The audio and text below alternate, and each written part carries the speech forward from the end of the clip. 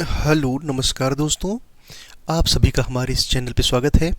दोस्तों, आज हम लोग इस वीडियो में विश्व भूगोल के सौर मंडल से संबंधित महत्वपूर्ण प्रश्नों को हल करेंगे। इसमें सबसे पहले हम लोग सूर्य ग्रह के बनने वाले प्रश्नों को देखेंगे। यह प्रश्न वन लाइनर फॉर्म में होगा जो विभिन्न एग्ज़ामों में पूछा गया है, जैसे यूजीसी नेट का एग्ज़ाम, टीजीटी पीजीटी का एग्ज़ाम, असिस्टेंट प्रोफेसर का एग्ज़ाम तथा विभिन्न राज्यों में होने वाले पीसीएस तथा वनडे एग्ज़ाम से लिए गए हैं। तो चलिए दोस्तों, हम लोग वीडियो को स्टार्ट करते हैं। इसमें सबसे पहला प्रश्न है, सूर्य के ऊर्जा का स्रोत क्या है? सूर्य जो है उसके ऊर्जा का स्रोत क्या होता है? तो सूर्य के केंद्र में हाइड्रोजन परमाणुओं का नाभिकीय संलयन द्वारा, किसके द्वारा? नाभिकीय संलयन द्वारा हीलियम परमाणुओं में बदलना। किसमें? हाइड्रोजन से किसमें बदलना दोस्तों? हीलियम में। ठीक है, तो हाइड्रोजन परमाणुओं नाभिक का नाभिकीय संलयन द्वारा हीलियम परमाणुओं में बदलना ही इसके ऊर्जा का स्रोत है। ठीक है, अगला प्रश्न देखते हैं। सूर्य अपने अक्ष पर किस दिशा में परिक्रमा करता है? सूर्य अपने अक्ष पर किस दिशा में परिक्रमा करता है? तो करता है पश्चिम से पूरब की ओर। ठीक है दोस्तों, ये पश्चिम हो गया, ये हो गया पूरब। तो कैसे करता है? पश्चिम से पूरब की ओर। ठीक है, अगला प्रश्न देखते हैं। सूर्य की संरचना के चरण कौन कौन है? सूर्य के संरचना के चरण कौन कौन है? तो यह होता है केंद्र, विकिरण क्षेत्र, संवहनीय क्षेत्र, प्रकाश मंडल, क्रोमोस्फीयर एवं कोरोना। इसको दोस्तों हम लोग इस चित्र के द्वारा भी समझते हैं। इस चित्र में देखिए, केंद्र, विकिरण, संवहनीय क्षेत्र, प्रकाश मंडल, क्रोमोस्फीयर, कोरोना इत्यादि को बताया गया है। ये कौन सा क्षेत्र कौन सा है? अगला प्रश्न देखते हैं। अगला प्रश्न है, सूर्य का जो भाग हमें दिखाई देता है उसे क्या कहते हैं? सूर्य का जो भाग हमें दिखाई देता है उसे क्या कहते हैं? तो उसे प्रकाश मंडल कहा जाता है। क्या कहा जाता है दोस्तों? प्रकाश मंडल। अगला प्रश्न है, सूर्य के चारों ओर पच्छाव एवं पच्छाव स्तरीय बादलों के प्रतिबिंब से बने दुधिया रंग के छल्ले क्या कहते हैं? जो दुधिया रंग के छल्ले बनते हैं सूर्य के, ठीक है, उसे क्या कहते हैं? उसे कहते हैं प्रभा मंडल। क्या कहते हैं दोस्तों? प्रभा मंडल। अगला प्रश्न देखते हैं। अगला प्रश्न है, एक खगोलीय एकक औसत दूरी है। खगोलीय एकक औसत दूरी होती है किसके बीच? और सूर्य और पृथ्वी के बीच की दूरी होती है। खगोलीय एकक किसकी दूरी होती है दोस्तों? तो यह सूर्य और पृथ्वी के बीच की दूरी होती है। अगला प्रश्न है, सूर्य और पृथ्वी के बीच औसत दूरी लगभग कितनी है? अगला प्रश्न है कि सूर्य और पृथ्वी के बीच की दूरी कितनी है? तो वह है 149.6 मिलियन किलोमीटर। 149.6 million kilometre. अगला प्रश्न देखते हैं। अगला प्रश्न है दोस्तों, हमारी आकाशगंगा के केंद्र की परिक्रमा करने में सूर्य को कितना समय लगता है? जो हमारी आकाशगंगा है उसकी परिक्रमा करने में सूर्य को कितना समय लगता है?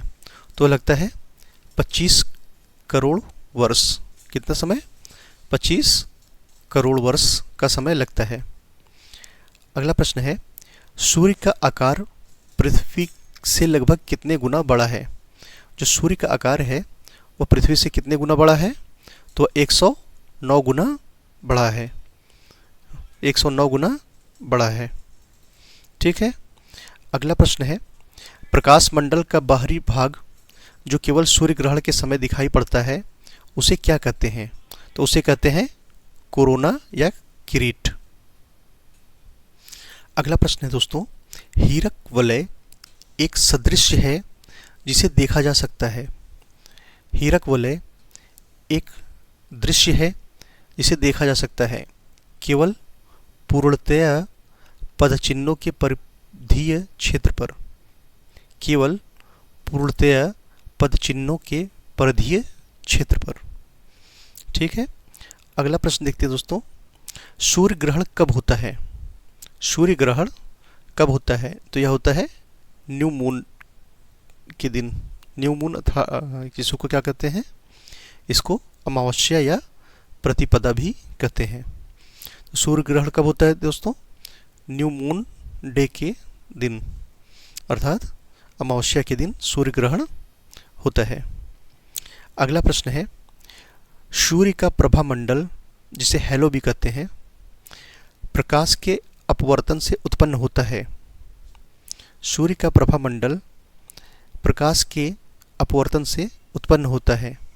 तो पच्छाद मेघों के हिम स्फटिकों द्वारा, पच्छाद मेघों के हिम स्फटिकों में। ठीक है, नेक्स्ट प्रश्न देखते हैं। अगला प्रश्न है दोस्तों, खग्रास, खग्रास या पूर्ण सूर्य ग्रहण केवल सीमित भू क्षेत्र में ही दिखाई पड़ता है। खग्रास किसको कहते हैं? पूर्ण सूर्य ग्रहण केवल सीमित क्षेत्रों में ही दिखाई पड़ता है, क्योंकि पृथ्वी के अनुप्रस्थ परिच्छेद की तुलना में पृथ्वी पर पड़ने वाली चंद्रमा की छाया का आकार छोटा होता है। पृथ्वी के अनुप्रस्थ परिच्छेद की तुलना में पृथ्वी पर पड़ने वाला चंद्रमा की छाया का आकार छोटा होता है। अगला प्रश्न देखते हैं। अगला प्रश्न है दोस्तों, प्रकाश मंडल में पाए जाने वाले सौर कलंक में काले केंद्र को क्या कहते हैं? प्रकाश मंडल में पाए जाने वाले सौर कलंक में काले केंद्र को क्या कहते हैं? तो उसे कहते हैं अम्ब्रा। क्या कहते हैं दोस्तों? अम्ब्रा। ठीक है दोस्तों, अगर आपको यह वीडियो अच्छा लग रहा हो तो प्लीज़ इसको लाइक करिएगा और इसे शेयर भी करिए, सब्सक्राइब भी करिए दोस्तों। ठीक है, अब हम लोग चलते हैं आगे, कुछ पॉइंट है उसके बारे में जानते हैं। आकाश के 10 सबसे चमकीले तारे के बारे में जानते हैं दोस्तों। तो पहला है सूर्य। सूर्य क्या है? यह सौर मंडल के केंद्र में स्थित है। यह जो सौर मंडल है उसके केंद्र में स्थित है। दूसरा देखते हैं सीरियस। सीरियस क्या है दोस्तों? यह रात में आकाश का सबसे चमकीला तारा है। सीरियस क्या है? रात में आकाश का सबसे चमकीला तारा है, जिसे क्या कहते हैं? सीरियस। अगला देखते हैं कैनोपस। कैनोपस क्या है? यह मुख्यतः दक्षिणी गोलार्ध से दिखाई देता है। कैनोपस कहाँ से दिखता है दोस्तों? यह दक्षिणी गोलार्ध से दिखाई देता है। अगला देखते हैं रीगल, कैंटोस और टोलीमन। रीगल, कैंटोस और टोलीमन, इसमें 3 तारे होते हैं, अल्फा सेंटोरी ABC। तो इसमें कौन से तारे होते हैं दोस्तों? इसमें 3 तारे होते हैं, अल्फा सेंटोरी बोलते हैं इसको, इसमें ABC होते हैं। अगला देखते हैं आर्कटूरस। आर्कटूरस क्या है दोस्तों? यह बूट्स के नक्षत्र में सबसे चमकीला तारा है। किसमें? बूट्स के नक्षत्र में सबसे चमकीला तारा है, जिसको क्या कहते हैं? आर्कटूरस। अगला पॉइंट देखते हैं। अगला है अर्चेरनार। क्या है दोस्तों? अर्चेरनार। यह क्या है? यह एरिडानस के नक्षत्र के दक्षिणी सिरे का सबसे चमकीला तारा है। किसके? एरिडानस के नक्षत्र के दक्षिणी सिरे का सबसे चमकीला तारा है, इसको क्या कहते हैं? अर्चेरनार। अगला देखते हैं वेगा। वेगा क्या है दोस्तों? तो वेगा है, यह लाइरा के नक्षत्र में स्थित सबसे चमकीला तारा है। वेगा क्या है? यह लाइरा के नक्षत्र में स्थित सबसे चमकीला तारा है, वेगा। ठीक, अगला पॉइंट देखते हैं दोस्तों। अगला है कैपेला। कैपेला क्या है? यह है ओरिगा के नक्षत्र में स्थित है। किसमें? ओरिगा के नक्षत्र में। अगला है प्रोसियोन। प्रोसियोन, तो प्रोसियोन कैनिस माइनर के नक्षत्र में स्थित है। प्रोसियोन कहाँ है? यह कैनिस माइनर के नक्षत्र में।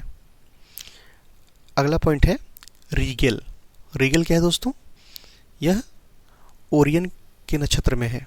रीगल कहाँ है? ओरियन के नक्षत्र में। तो कैपेला ओरिगा के नक्षत्र में, प्रोसियोन कैनिस माइनर के नक्षत्र में, और रीगल ओरियन के नक्षत्र में। ठीक है, इस प्रकार यह महत्वपूर्ण तारे रहे। अब हम लोग चलते हैं दोस्तों, और इस प्रकार अगर आप लोग को यह वीडियो अच्छा लगा हो तो प्लीज़ इसको लाइक करिएगा दोस्तों। ठीक है, अगला देखते हैं हम लोग अंतर्राष्ट्रीय खगोल संघ के बारे में जानते हैं। अंतर्राष्ट्रीय खगोल संघ ने वर्ष 2006 में ग्रह की परिभाषा दी, जिसके अनुसार ग्रह उन्हीं आकाशीय पिंडों को माना जाएगा जो निम्न शर्तों को पूरा करेंगे। तो ये शर्त क्या क्या है दोस्तों? शर्त देखते हैं। शर्त है अपनी कक्षा में सूर्य की परिक्रमा करता हो, उसे ग्रह माना जाएगा जो सूर्य की, ये सन है तो जो सूर्य की परिक्रमा करता हो उसी को ग्रह की श्रेणी में रखा जाएगा। दूसरा क्या है? उसमें पर्याप्त गुरुत्वाकर्षण हो जिससे वह गोल स्वरूप ग्रहण कर सके। तो क्या हो? उसमें पर्याप्त गुरुत्वाकर्षण भी हो। पहला क्या है? सूर्य की परिक्रमा करता हो। दूसरा, उसमें गुरुत्वाकर्षण बल हो जिससे वह गोल स्वरूप ग्रहण कर सके। और तीसरा पॉइंट क्या है दोस्तों? तीसरा पॉइंट है उसके आसपास का क्षेत्र साफ हो, यानी उसके आसपास अन्य खगोलीय पिंड की भीड़ भाड़ न हो। ठीक है, तो उसके आसपास का क्षेत्र साफ हो। इस प्रकार दोस्तों ग्रह की इस परिभाषा के आधार पर यम ग्रह की श्रेणी से निकाल दिया गया। यम को अब बौने ग्रह की श्रेणी में रखा गया है। पहले कितने ग्रह थे? 9 थे। अब कितने हैं? 8। उसमें से यम ग्रह को निकाल दिया गया है। अब इसको किस में रखते हैं? यम को बौने ग्रह की श्रेणी में रखते हैं। ठीक है दोस्तों, इस प्रकार यह महत्वपूर्ण प्रश्न रहे। अगर आप लोग को यह वीडियो अच्छा लगा हो तो प्लीज़ इसको लाइक करिएगा दोस्तों, और इसे सब्सक्राइब भी करिए। ठीक है, थैंक यू दोस्तों, जय हिंद।